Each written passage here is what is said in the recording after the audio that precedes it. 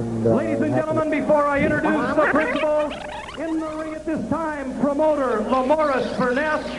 Ladies and gentlemen, one of the greatest fighters of all time down here in the blue corner, the mongoose himself, Archie Moore. Archie Moore. And now, my good friends, introducing the principals first. Boxing to my left, out of the blue corner, wearing the star-spangled red, white, and blue, and weighing in at a solid 201 pounds, with a fabulous pro career, 23 wins, only 4 defeats, 10 of those wins coming by knockout, I think that's the game of all the way from Indianapolis, Indiana, my good friend, Jack B. Williamson.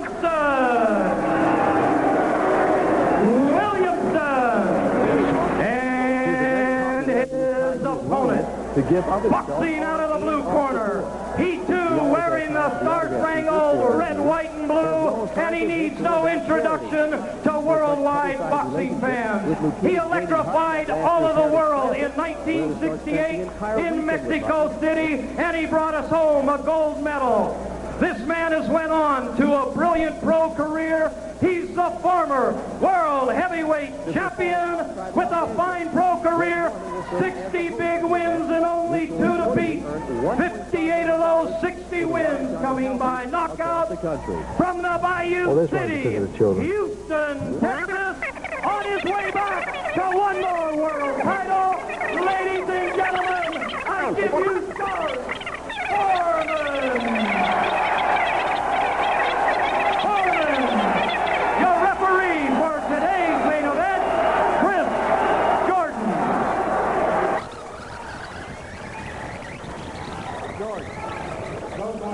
You were giving your instructions in the dressing room earlier. Do you have any questions about them? No questions? Go back to your corner and come out boxing. Good luck.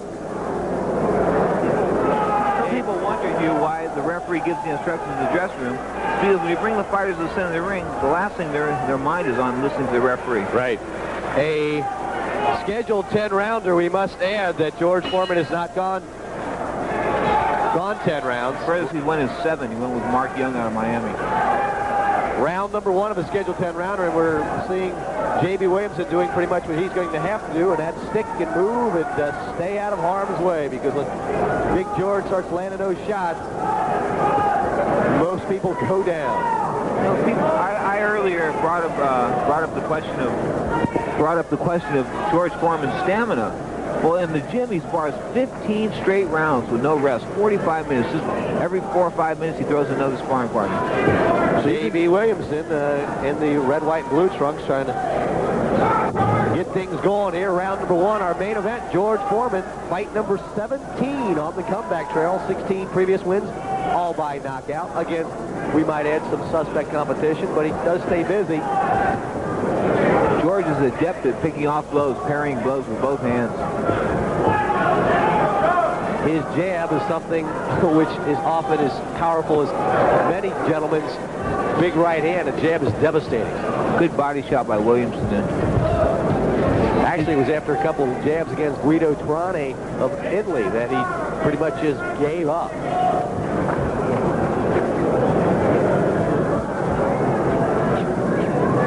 George looks serious in here today. I mean, a lot of his fights he takes on with a comical tone, a smile on his face, and then today he looks a little serious.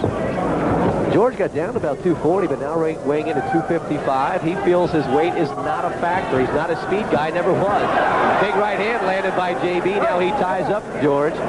J.B.'s got to stay off those ropes. Good right hand by J.B. This is like cutting down a redwood, though. I mean, you have to feel that for J.B. Williamson. Well, if George Foreman ever gets knocked down, you know what they're going to hear in the background? Timber! George going to the body with that left. Power in both hands. Good jab to the body by J.B. Williamson. J.B. Williamson showing his boxing skills here in round number 1, staying outside. Using all of his 22-foot ring. George rocking J.B. slightly. George is so strong. One punch, and he lands it. To really appreciate the guy, you have to be at ringside, though, to see the power of this man. His jab can distort another fighter's face. Just his features become good right uppercut there. JB showing some signs of being able to handle Big George here, at least in round number 1, but others have.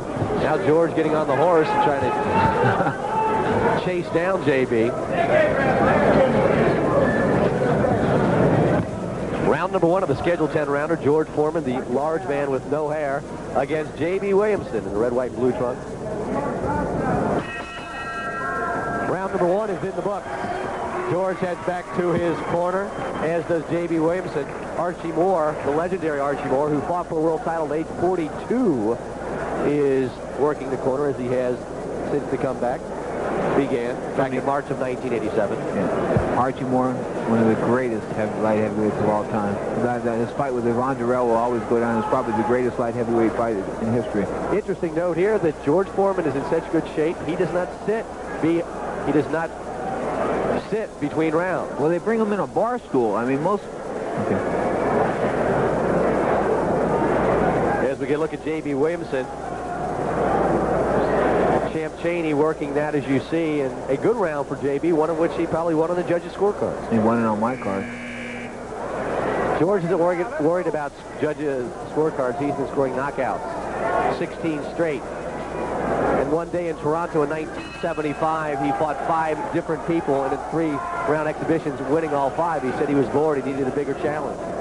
Well, if there was a mistake in J.B. Williamson last round, Hugh, was that he landed the right hand, but he seemed to be scared to let the left hook go after it. I thought George was open for that punch, and the few times that he didn't throw it, could have caught George cleanly.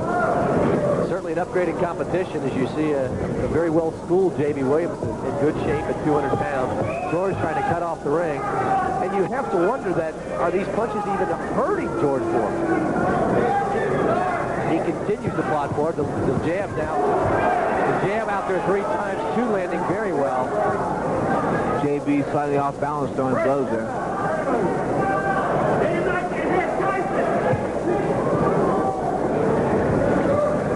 You've got to throw punches.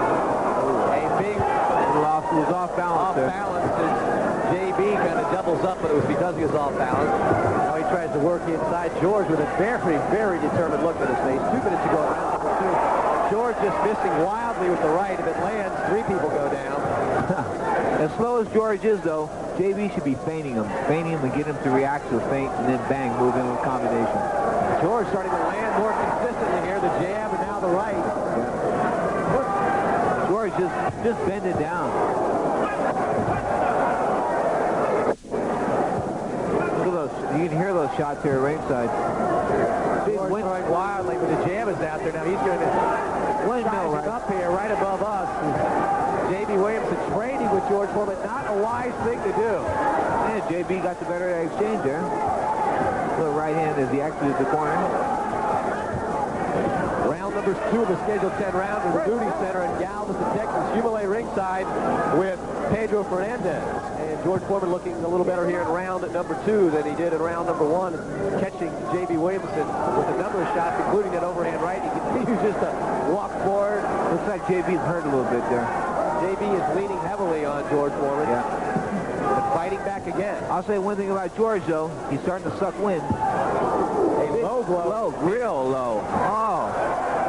A low blow from George Foreman. Oh. Big right hand. And the action continues to be right above it there.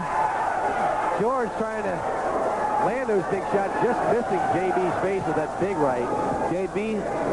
sticking to his game plan, still trying to work the body. J.B. Williamson still standing at the end of round number 2. We have 17 seconds to go. We'll be taking a break. With a very slow J.B. Williamson. The last punch he landed was almost a slow motion. We'll come back with action from Galveston, Texas. George Foreman, J.B. Williamson on score. Good body shot.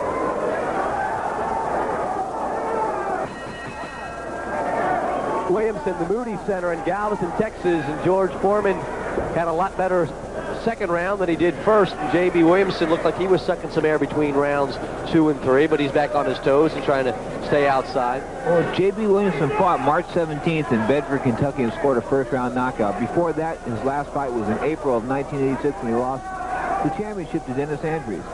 So he's been inactive. A lot of rust on JB tonight. And, of course, he had, according to the California Boxing Commission, he had a retinal problem. A big right hand landed over the glove of J.B. Williamson, and J.B.'s taking a lot more shots here in rounds 2 and 3 than he did in the initial round. Yeah. Well, you know, the thing with George is he doesn't have to land clean on you to kill you or knock you out. I mean, he just has to club you with shots, and they hurt. Just forearms will do you in. You don't want to get hit with the Foreman elbow, definitely. George sticking that jab out there, going down low inside of the kidneys. A lot of low blows there. J.B. Williamson is rocked a little bit, but staying right there like the man he is. JB needs to get off these ropes, get out of that corner. He needs to get out of town, maybe. George has him against the ropes. Not a wise move by JB, because George is not too worried about punching himself out. No, see, JB forgot his strategy. The strategy was to move George around on those 40-year-old legs, make him tire. Decent combination by J.B. Williamson. And you mentioned the fact earlier, Pedro, a 22-foot ring, and that's certainly to the advantage of J.B. Williamson. There he is moving now. He's got to stick and move. He's got to move. He has no choice. Against the ropes again, and not a good thing. He's just got to get off the ropes. He spins, but George continues to come forward.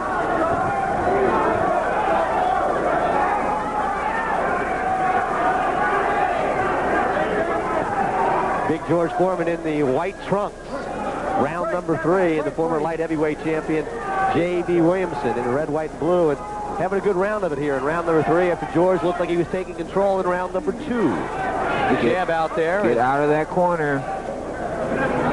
You know, George isn't a work of art to our fans out there, obviously. He's not a big physical specimen. He doesn't cut well with muscles. But George Foreman is the hardest hitting heavyweight probably in the history of boxing. 58 out of his 60 fights, all by knockout, the highest percentage in the sport, with more than 40 fights. Break, step back, turn the move. Only losing twice, once to Muhammad Ali and once to Jimmy Young, which pretty much he hung it up in 1977 after losing to Jimmy Young. Came back 10 years later. He lost a 12-round decision to Jimmy Young in San Juan, Puerto Rico, and he said after that fight he saw God. Yeah, Gil Clancy recounts that story. Round number 3 about in the books. J.B. Williamson a lot more impressive and landing a couple shots here. Yeah. But maybe slowly wearing down. As we're going to check in the corner of J.B. Williamson as he heads back to talk with Champ Chaney and go over his strategy. You know, J.B. did have to sit out for a couple years because of that retinal problem.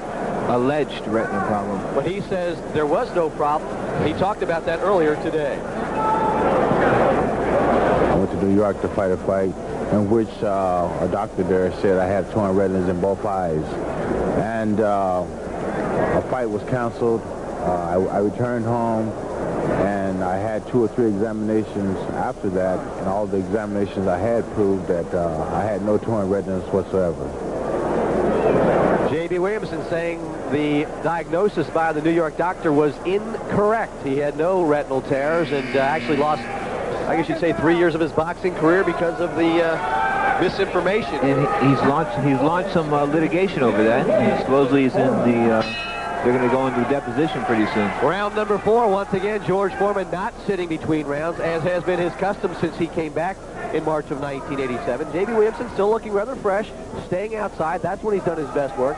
Getting in, getting the job done, and getting out before George can go start clubbing away. A little redness in the nose area of George Foreman, something I haven't seen. Oh, good left hook. Left hook landed by J.B. Williamson, and maybe the confidence factor coming into play here. Feeling that he can hit George and at least sting him, if not hurt him badly. Yeah. George looks like he wants to end this fight right now. He's coming straight at J.B. No respect.